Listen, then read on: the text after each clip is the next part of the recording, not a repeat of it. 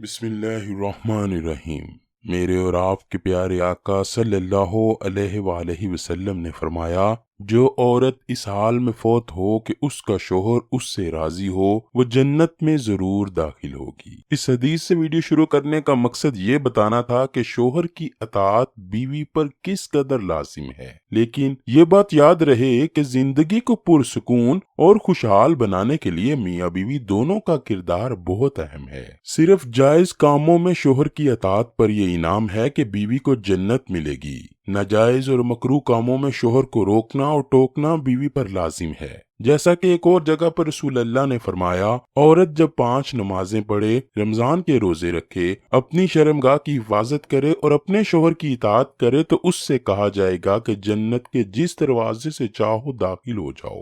شوہر کو اس بات کا خیال رکھنا چاہیے کہ وہ بیوی کا خیر خواہ، ہمدرد، سخن فہم، مزاج آشنا بن جائے تاکہ اسے پھر کسی غمگسار اور دلجوئی کرنے والے کی ضرورت نہ رہے۔ جیسا کہ رسول اللہ صلی اللہ علیہ وآلہ وسلم نے فرمایا، مومنین میں سے کامل ترین ایمان اس شخص کا ہے جو ان میں سے زیادہ خوش اخلاق ہو، اور تم میں سے بہتر وہ شخص ہے جو اپنی عورتوں کے حق میں بہتر ہے۔ اسی طرح قرآن کریم میں اللہ پاک فرماتا ہے، اور ان عورتوں کے ساتھ خوبی کے ساتھ گزارن کرو، اگر وہ تم کو ناپسند ہو تو ممکن ہے کہ تم ایک شے کو ناپسند کرو اور اللہ اس کے اندر کوئی بڑا منافع رکھتے۔ نبی کریم صلی اللہ علیہ وآلہ وسلم نے فرمایا، تم میں سے بہترین وہ ہے جو اپنے گھر والوں کے لیے اچھا ہے، اور میں اپنے گھر والوں کے لیے تم سب سے بہتر ہوں۔ شوہر پر بیوی کے بے تحاشا حقوق ہیں جنہیں پورا کرنا ہر شوہر پر لازم ہے۔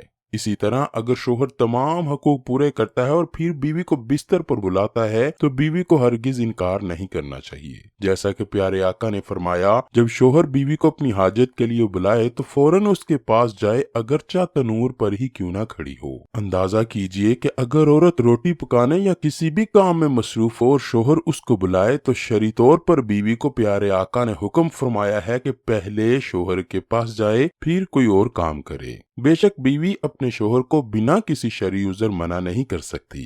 رسول اللہ صلی اللہ علیہ وآلہ وسلم کے پاس ایک دفعہ ایک اعرابی آیا اور اپنی بیوی کی شکایت کرنے لگا، یا رسول اللہ، میں جب بھی اپنی بیوی کو بستر پر بلاتا ہوں تو وہ مجھ سے کہتی ہے کہ میرے میں اس کام کی طاقت نہیں، حالانکہ میں ایک دن میں زیادہ دفعہ نہیں بلاتا۔ رسول اللہ صلی اللہ علیہ وآلہ وسلم نے فرمایا، جب کسی شوہر نے اپنی بیوی کو اپنے بستر پر بلایا اور وہ نہ آئی، پھر اسی غصے میں اس نے رات گزاری تو صبح تک سارے فرشتے اس عورت پر لعنت کرتے ہیں۔ ناظرین گرامی، شریعت نے کچھ عذر بیان کیے ہیں جن میں بیوی شوہر کو ہم بستری سے منع کر سکتی ہے۔ سب سے پہلا عذر ایام حیض ہے، جس کے بارے میں سورہ بقرہ کی آیت نمبر 202 میں اللہ پاک فرماتا ہے، آپ سے حیض کے بارے میں سوال کرتے ہیں، کہہ دیجئے کہ وہ گندگی ہے، حالت حیض میں عورتوں سے الگ رہو۔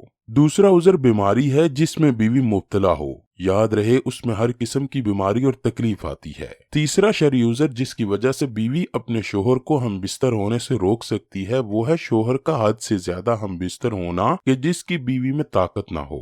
بیوی کے لیے یہ بھی ضروری ہے کہ شوہر کے احسانات کی ناشکری سے بچے کہ یہ بری عادت ہے، نہ صرف اس کی دنیاوی زندگی میں زہر گھول دے گی بلکہ آخرت بھی تباہ کرے گی۔ جیسا کہ رسول اللہ صلی اللہ علیہ وآلہ وسلم نے فرمایا، میں نے جہنم میں اکثر عورتوں کو دیکھا ہے۔ وجہ پوچھی گئی تو فرمایا، وہ شوہر کی ناشکری اور احسان فراموشی کرتی ہیں۔ شوہر کام کاج سے گھر واپس آئے تو گندے کپڑے، اجلے بال، میلے چہرے کے ساتھ اس کا استقبال کرنا اچھا تاثر نہیں چھوڑتا، بلکہ شوہر کے لیے بناؤ سنگار بھی اچھی اور نیک بیوی کی خصوصیات میں شمار ہوتا ہے، اور اپنے شوہر کے لیے بناؤ سنگار کرنا اس کے حق میں نفل نماز سے افضل ہے۔ شوہر ناراض ہو جائے تو اس حدیث پاک کو اپنے لیے مشعل راہ بنائیے کہ جس میں جنتی عورت کی یہ خوبی بیان کی گئی ہے کہ جب اس کا شوہر اس سے ناراض ہو تو وہ کہتی ہے، میرا یہ ہاتھ آپ کے ہاتھ میں ہے، جب تک آپ راضی نہ ہوں گے میں سوؤں گی نہیں۔